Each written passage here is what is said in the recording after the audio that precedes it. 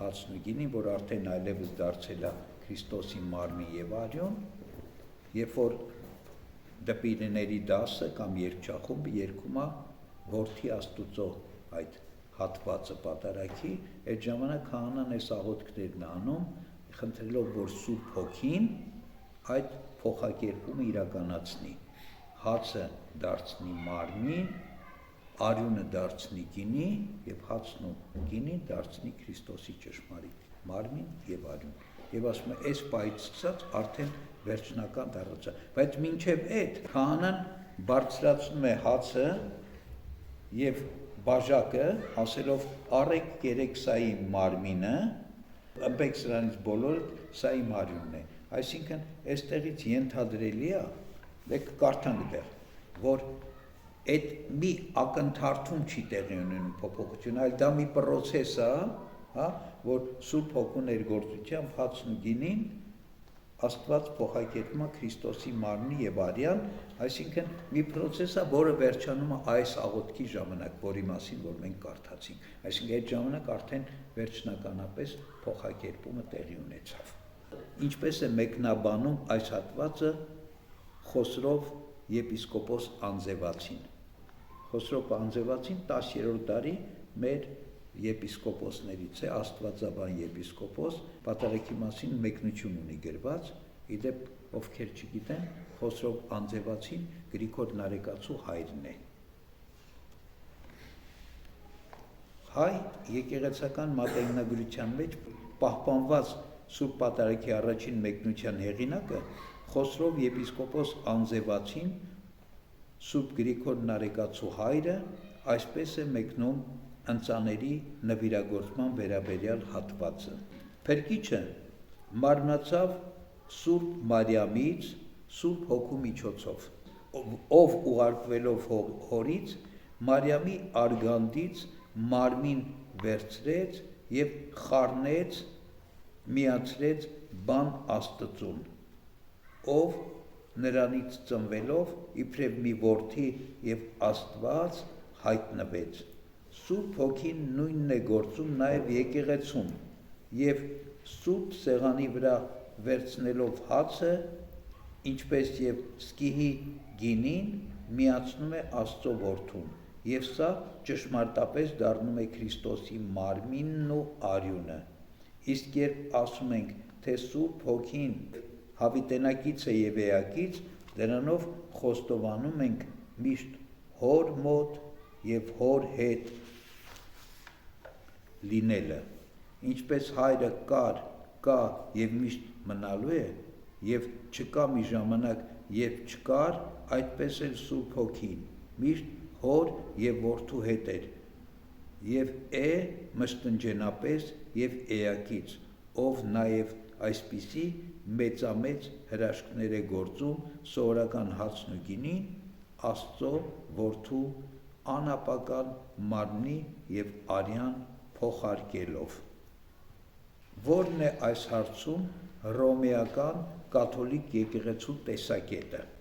այսինքն երբ է փոխվում հացն ու գինին Քրիստոսի մարմնի եւ արյան։ Ի տարբերություն հայոց եկեղեցու դիրքորոշման,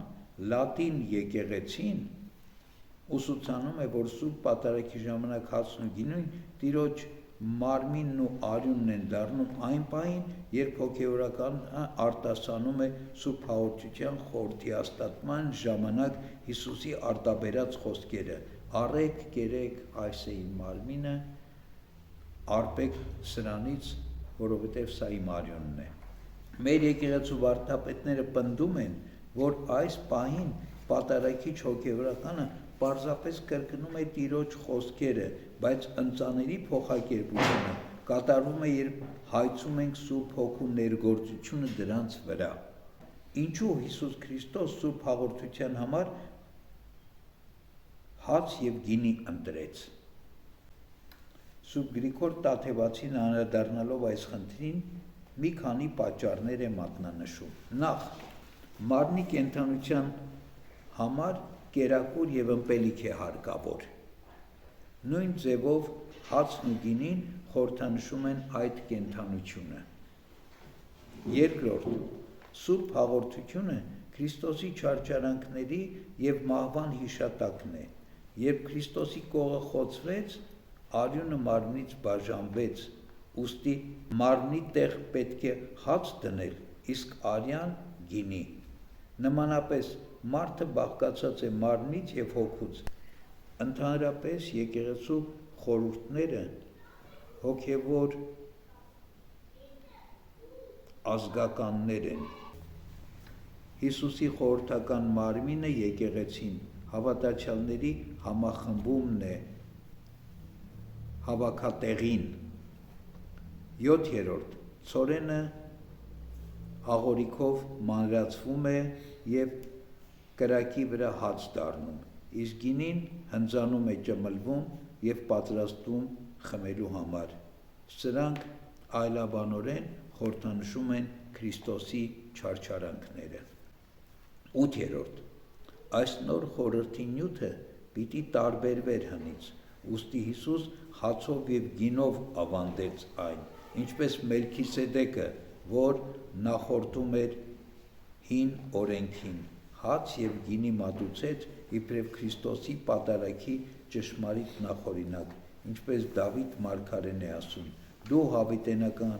քահանա ես ըստ Մելքիսեդեկի կարգի»։ Որն է Սուրբ Հաղորդության արդյունքը մարդու կյանքում։ Փրկչի մարմինն ու արյունը ճաշակելով քավություն և թողություն է տրվում մեր մեղքերին, դառնում ենք Քրիստոսով նոր մարդ, լուսավորված և զորացած։ Մեր այդ երանելի վիճակը մղում է մեզ հաճախակի մերձենալ Տիրոջը, ճաշակել Նրան համոզվելով ևս մեկ անգամ, թե որքան քաղցր է Տերը։ Քահանան հաղորդություն տալիս ինչ ասում, ասում է մարմին և արյուն Հիսուսի Քրիստոսի, եղեցի քեզի քավություն և իտողություն մեղած։ Այսինքն Հիսուս Քրիստոսի մարմինը և արյունը քո մեղքերին քավություն և թողություն լինի, թող քո մեղքերը սրանով քավություն, մեղքերի քավություն ստանաս դու, մեղքերը թողնվեն։ Սուրբ Գրիգոր Տաթևացին ասում է. այս խորհրդի գործն է ավելացնել շնորհը և դեղ դնել ամենօրյա մեղքերին։ Հավատքով, երկյուղածությամբ և սիրով մոտենալով Նրան կարող ենք զգալ նաև Սուրբ Հաղորդության հրաշագործող, այլակերպող զորությունը մեզ վրա, ինչպես Սուրբ Հովհան Մանդակունին է ասում, ովքեր հավատքով և երկյուղածությամբ են մոտենում Քրիստոսին, լուսավորվում են Սուրբ Հոգով և առաքինի գործերով օրեցօր վեր բարձրանում։ Ինչ հաճախականությամբ պետք է հաղորդվել։ Այս հարցը հաճախ են տալիս հավատացյալները։ Ամեն կիրակի կարելի է հաղորդվել կամ չի կարելի, ինչ հաճախականությամբ պիտի հաղորդվենք։ Այս հարցը շատ կարևոր է յուրաքանչյուր քրիստոնյայի հոգևոր կյանքի զորացման համար, քանզի առանց Սուրբ Հաղորդության, Տիրոջ մերձեցման իմաստազուրկ է մեր կյանքը, այսինքն Սուրբ Հաղորդությամբ մենք միանում ենք Տիրոջ հետ, մերձենում ենք Տիրոջը։ Եթե մարդը հոգեպես և ֆիզիկապես պատրաստ է հաղորդվելու, ապա առանց վարանելու պետք է Սուրբ Հաղորդություն ստանա։ Մեր Տեր Հիսուս Քրիստոս Սուրբ Հաղորդության խորհուրդը հաստատելիս չսահմանեց, թե քանի անգամ պետք է հաղորդվել, բայց եկեղեցին հորդորում է հաճախակի հաղորդվել, եթե դրա համար որևէ խոչընդոտ կամ արգելք չկա։ Չպետք է մոռանալ, որ Սուրբ Պատարագին մեր մասնակցությունը կատարյալ և ամբողջական է դառնում միայն այն ժամանակ, երբ մենք Սուրբ Հաղորդություն ենք ստանում։ Ինչպիսին էր այս հարցում վաղ եկեղեցու կեցվածքը։ Երբ հետադարձ հայացք ենք նետում վաղ, այսինքն հին եկեղեցու գործնական ծիսական կյանքին, տեսնում ենք, որ այն ժամանակ Սուրբ Պատարագին մասնակից բոլոր ներկաները հաղորդվում էին։ Նրանք եկեղեցի են գալիս հենց Տիրոջ մարմինն ու արյունը ճաշակելու համար։ Սուրբ Բարսեղ Կեսարացին 372 թվականին գրված իր նամակներից մեկում խնդրի վերաբերյալ ասում է. լավ է եւ օգտակար ամեն օր հաղորդվել եւ ընդունել սուրբ հաղորդություն։ Քրիստոս հստակ ասում է. ով ուտի իմ մարմինը եւ խմի իմ արյունը, հավիտենական կյանք ունի։ Ես ինքս շաբաթը 4 անգամ եմ հաղորդվում։ Կիրակի, չորեքշաբթի, ուրբաթ եւ շաբաթ, ասում է Բարսեղ Կեսարացին։ Ինչպես նաեւ ուրիշ օրերի, երբ ինչ որ սրբի հիշատակություն է լինում։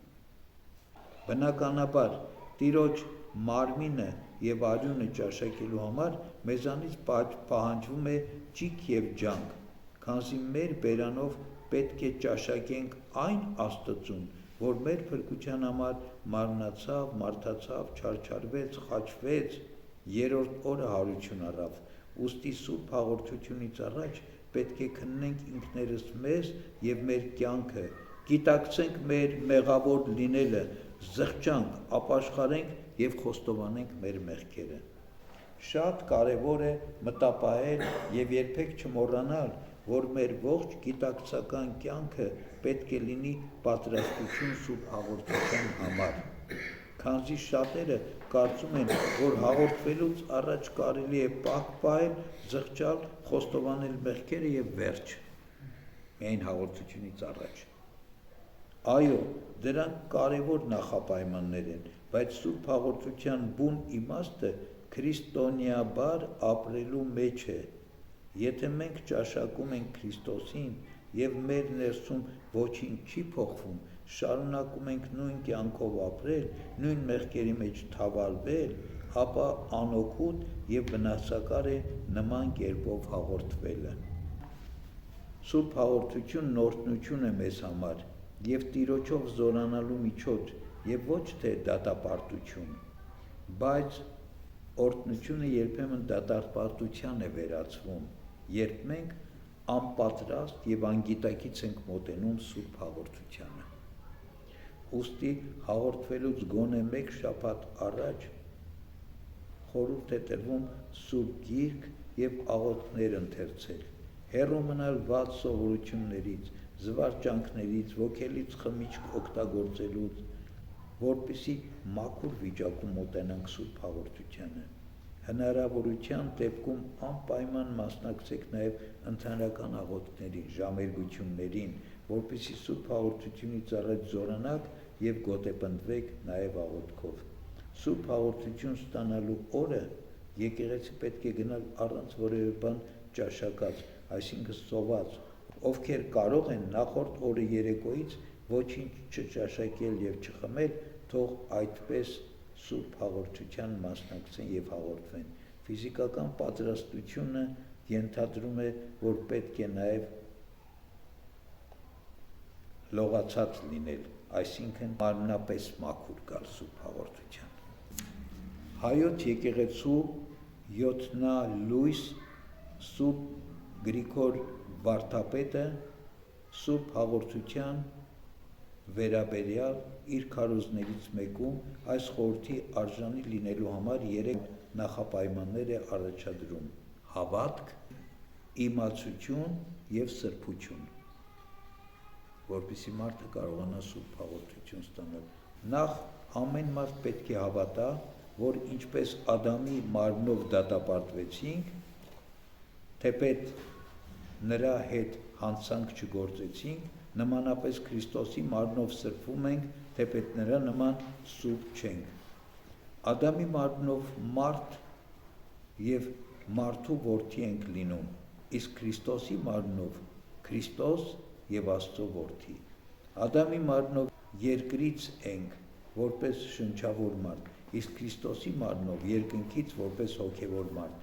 Ադամի մարմնով ժամանակավոր ենք եւ մահկանացու, իսկ Քրիստոսի մարմնով անմահ եւ հավիտենական։ Երկրորդ, այն հաստատ իմացությունն է, համոզումը, որ հացի ներքո Քրիստոսի մարմինն ենք ճաշակում։ Երրորդ, ապաշխարությամբ եւ խոստովանությամբ սրբվում ենք մեղքերից եւ արժանի դառնում Քրիստոսի մարմինը ճաշակելու։ Նույն ձևով վերնատանը հավաքված սուրբ առաքյալների համար Քրիստոսի մարմինը կյանքի փրկություն դարձավ եւ անսրբի անարժան Հուդայի համար դատապարտություն եւ մահ։ Ինչ է ասում Սուրբ Պողոս առաքյալը անարժանորեն հաղորդվելու մասին։ Քրիստոսի սիրո վարդապետության մունետիկ Սուրբ Պողոս առաքյալը շատ հստակ զգուշացնում է մեզ. ով ուտի այս հացը կամ խմի Տիրոջ այս բաժակը անարժանորեն, պարտական պիտի լինի Տիրոջ մարմնի եւ արյանը։ Թող մարդը նախ ինքն իրեն փորձի եւ ապա ուտի այս հացից եւ խմի այս բաժակից, որովհետեւ ով ուտում է եւ խմում անարժանորեն, իր իսկ դատապարտությունն է ուտում եւ խմում։ Ինչպես տեսնում ենք, Սուրբ Պողոսը հորդորում է Սուրբ հաղորդության մերձենալ միայն ինքնակրնությունից հետո։ Ինչ անեմ, երբ ինձ անարժան եմ համարում Սուրբ հաղորդություն ստանալու համար։ Այսպիսի հարց շատերն են տալիս, ասում են արժանի չեմ, անարժան եմ։ Ցավոք դժվար է երկրային կյանքում կատարելապես պատրաստ լինել ընդունելու Տիրոջ մարմինը եւ արյունը։ Եթե չասենք անհնար։ Մեղքի նկատմամբ հակումը զանազան գայթակղություններ եւ փորձություններ խոչընդոտում են հոգեվոր առաջընթացին եւ երբեմն մեզ երկընտրանքի առաջ կանգնեցնում, հաղորդվել թե ոչ։ Մեկ բան հստակ է, հնարավոր չէ ապրել այս աշխարհում եւ մեղք չգործել։ Հետևաբար, Սուրբ հաղորդության մոտենալու անարժանության զգացողությունը շատ բնական է, հատկապես այն դեպքում, երբ քաջ գիտակցում ենք, թե երբեք էլ չենք կարողանալու մեր ամբողջ էությամբ արժանիորեն հաղորդակից լինել Քրիստոսին, քանզի միշտ մնալու ենք անարժան։ Սուրբ Հովհան Մանդակունի հայրապետը հորդորում է սուրբ լինել ըստ մարդկային մեր տկարության, այսպես կոչված, բայց մշտապես սրբության եւ կատարելության ձգտում ունենալ։ Եվ արդ, ով կամենում է բնակվել նրա մեջ, այնպես պետք է ընթանա, ինչպես նա ընթացավ, եւ ով այս հույսն ունենա, թե Աստված նրա մեջ է բնակվում, եւ նա Աստծո մարդկային տկարության չափով պիտի լինի այնպես սուրբ, ինչպես նա էր, որ նոր մոտենա։ Ուրեմն մարդկային տկարության չափով լինել սուրբ, այսինքն ինչքան մեր մարդկային տկարությունը հնարավորություն է տալիս, ձգտենք սուրբ լինելու։ Ոչ թե անհոգանանք, ասենք մեկը չենք կարա մեղք չգործենք, մեկը սուրբ չենք, մեկը ու տենց անտարբեր մնանք, չէ, մարդկային տկարությամբ հանդերձ, մարդկային տկարության չափով ձգտել սրբության։ Սխալ է նաև, երբ անարժանության զգացողությամբ արդարացնում ենք մեր չհաղորդվելը կամ քիչ հաղորդվելը, քանզի ծուլանում ենք, չենք ցանկանում մեզ նեղություն տալ եւ ինչպես հարկն է պատրաստվել սուրբ հաղորդության։ Այս ամենին նպաստում են նաև սատանայի որոգայթները, որը չի ցանկանում տեսնել մեզ մեղքերից ձերբազատված, հոգևոր առումով ավելի հաստատուն եւ ուժեղ։ Անկախ ամեն ինչից մենք պետք է մոտենանք սուրբ հաղորդությանը, Տիրոջից ուժ եւ կարողություն խնդրենք, որպեսզի հնարավորինս պատրաստ մեր ներսում ընդունենք նրան, ով այնքան շատ է սիրում մեզ։ Սեփական անարժանության զգացումը երբեք պատճառ չպետք է լինի, որ մարդ իր հույսը կտրի Աստծուց եւ ընկնի անհուսության մեջ, որը ծանր մեղք է։ Միշտ պետք է հիշել մի պարզ ճշմարտություն. քրիստոնյայի համար սուրբ հաղորդությունը կենսական պահանջ է, առանց որի չի կարող ապրել Քրիստոսին հավատացողը։ Մեր եկեղեցուց իսական կյանքում ամեն տարի ավագ հինգշաբթի օրը ընթերցում է Սուրբ Բարսեղ Կեսարացու ոգեշունչ խոսքը, որում խնդրի վերաբերյալ Երանելի Սուրբը ասում է. «Եվ ոչ ոք անհույս կերպով թող չհեռանա, եւ սնոտի երկյուղը պատճառ չբերի, քանզի այն երկյուղ չէ, այլ Աստծո արհամարանք, այսինքն որ իբր թե ես վախենում եմ հաղորդվել եւ չեն հաղորդվում։ Քանզի սա է երկնքի արքայության դուռը եւ նույն ինքը արքայությունը, որ է Քրիստոս Աստծո որդին եւ մեր Աստվածը եւ սրբությամբ մոտեցողներին հավիտենապես որդեգրում է երկնավոր հորը, սրբությամբ մոտեցողներին։ Ինչ է ասում Գևորգ Վարդապետ Սկևրացին անարժանաբար հաղորդվելու մասին։ Գևորգ Վարդապետը Սուրբ հաղորդության նվիրված ճառում ընդգծում է, որ Սուրբ հաղորդությամբ մերձենում ենք Աստծուն եւ Աստվածանում ինքներս։ Աստված Սուրբ է եւ սիրում է սրբերին, մաքուրներին, եւ նա ով մաքրվում է իր մեղքերից, Աստվածանում է։ Քանզի առավել սիրում է սրբությունն ու բարին, քան պիղծ բաները,